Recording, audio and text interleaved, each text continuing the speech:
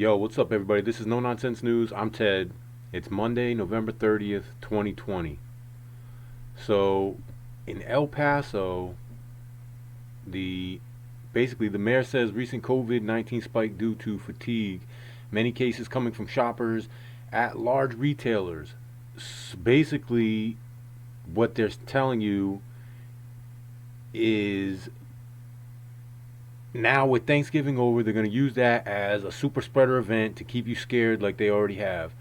Just this weekend, I told you guys, I asked people during the holiday weekend, I asked everybody I come in contact with if they are going to willingly jump up and take the vaccine when it's available. And I would say 90% of people that I spoke to, as quick as I could ask the question, were willing to say they were going to take the vaccine, which startled me because I figured it would be nowhere near that. I thought I was in the majority of people who wanted to stand up and wait and see how this thing goes, but a lot of people are obviously ready to take the vaccine. And the reason I'm saying that is because this whole article right here is basically telling you they've traced all of this surge back to shopping at big retail chains such as Walmart and big chains, Belk, all them big box stores that stayed open during the whole thing, by the way. But they're tracing it back to that. So obviously pretty soon what's going to happen is just like what's happening on airplanes. Without the test, you ain't going to be able to get on the plane. Without the test, you won't be able to get into Walmart. Without the vax, you won't be able to get into Walmart. And they're telling you. And there are also tons and tons of restrictions going on right now after Thanksgiving. New York's doing more locking down. Their emergencies are going. Their hospitals are going into emergency status supposedly because they're on the brink of being overwhelmed.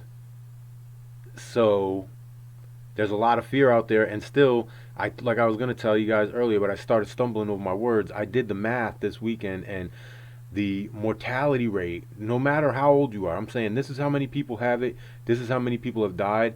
It was 0.004 and a couple other numbers, but it's four. It's very, very low chance of death when you get this thing. Now, with that being said, one thing we do have to be aware of is the fact that the first time around, not a lot of people died, right? So you have a lot of people like me saying, to hell with these lockdowns, to hell with your mask, we're going to do our thing.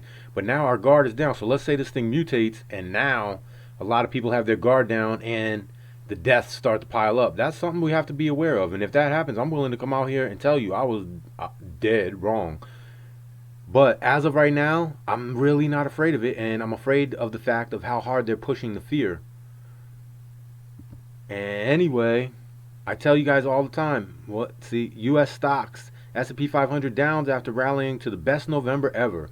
It was down a little bit, but the Dow sees the biggest monthly gain since 1987. And that makes you feel real good and warm about the economy inside, but this is the real economy, like I tell you guys all the time. U.S. media layoffs on track for a record high in 2020. Despite a federal ban, renters are still being evicted amid the virus. So, this is what I'm telling you guys. Even with a ban, people are being evicted. We already know this ban runs out soon, January. We got about a month, and we're going to start to see massive layoffs. We're going to evictions, I'm sorry. And we're probably also going to see a big rise in tent cities. This is going to start looking like the Depression, okay? It's not pretty. So, like I tell you guys, prepare for the real economy. Don't listen to the nonsense that the mainstream media wants to feed you. Prepare for the real people being laid off all over the place. Unemployment at record highs, okay? I don't care if Tesla's going up. I don't care if the Dow Jones is at all-time record highs. That doesn't matter. I don't care if this is the best we've done since 1987. That right there should scare you. Because in between 1987 and now, you had 2008, which we crashed. Even the beginning of this year, look how far we went down and came back. And now we had the best month since 1987. That should really be scary. Anyway, you got people being evicted. Get ready. I always say I'm a prepper. I tell you guys about the canned food. I tell you guys about the supplies. This would be an economic collapse type of situation. And the way to get ready for that would be true real assets.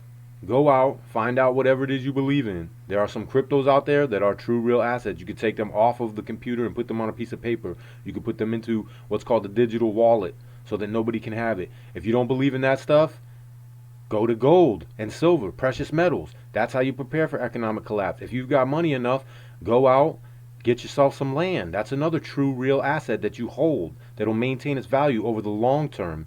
That's what you have to do, is hedge yourself against this economic collapse to maintain your wealth onto the other side. Go throughout history, look it up for yourself. This is a over and over and over repeating thing that we've gone through, but the regular Joe doesn't know how to prepare for it. Take a second, listen to me. Precious metals, land, cryptos, real assets. I mean, at this point, Second Amendment, baby. You got to have that gun to protect all that stuff. Lead, invest in food. That's why I tell you, if you ain't got money to throw around at investments like that, get the food, the water. That's important first. Also, you need that gun to protect that food and water. Second Amendment. If you don't like the Second Amendment, you might as well unsubscribe to my channel right now.